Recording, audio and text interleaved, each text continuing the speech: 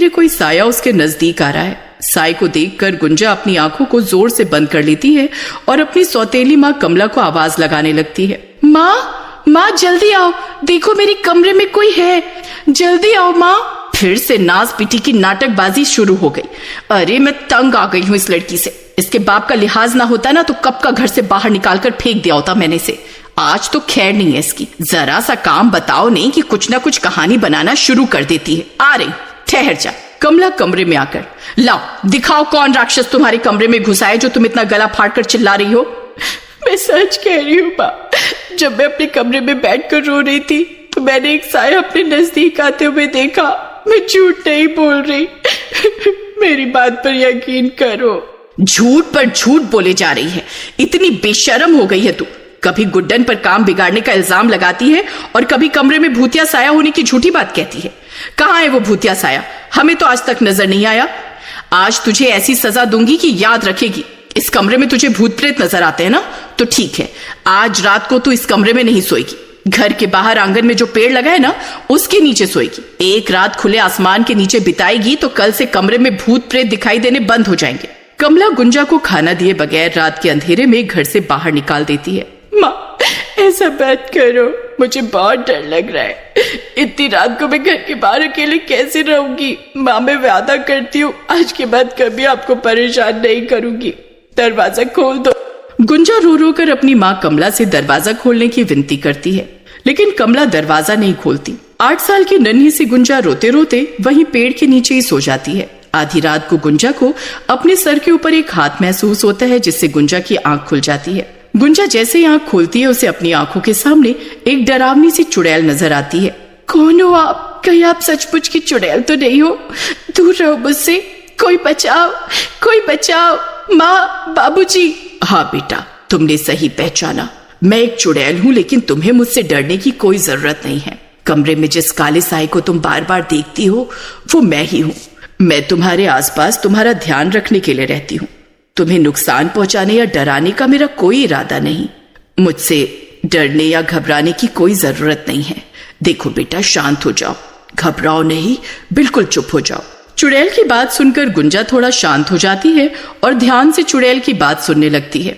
ध्यान से देखो मेरे चेहरे की तरफ। तुमने मुझे पहचाना नहीं? मैं तुम्हारी माँ हूँ। तुम मेरी माँ कैसे हो सकती हो? मेरी माँ तो घर के अंदर सो रही है। उन्होंने तो मुझे मार पीट कर घर से बाहर निकाला है।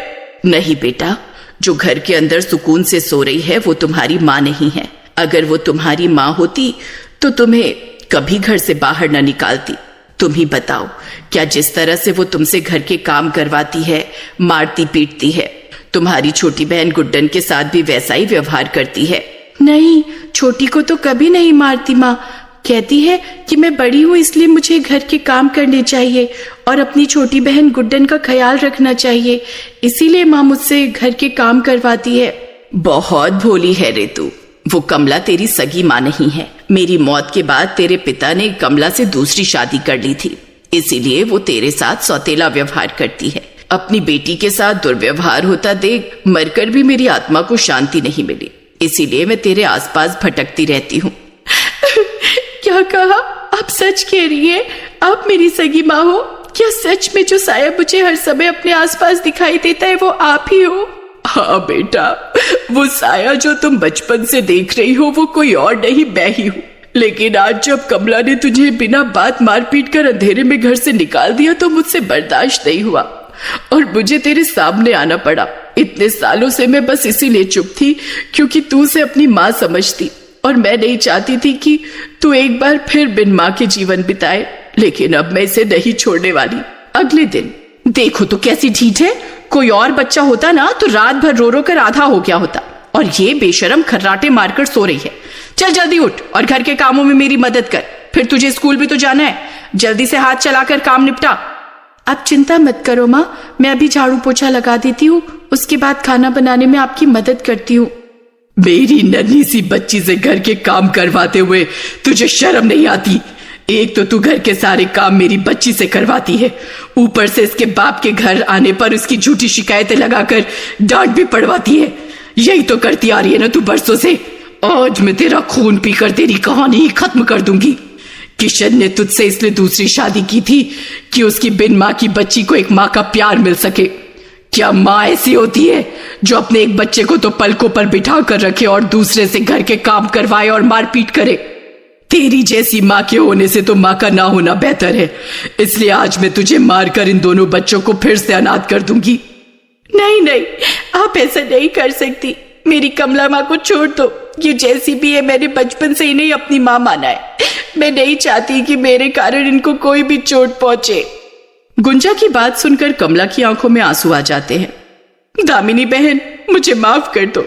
मैंने तुम्हारी बेटी गुंजा के साथ बहुत ही बुरा व्यवहार किया, लेकिन आज मैं वादा करती हूँ कि आज से मैं गुंजा को भी अपनी बेटी गुड्डन की तरह माँ का प्यार दूंगी। हो सके तो मुझे माफ कर दो। कमला के आंसू और गुंजा की बार बार विनती करने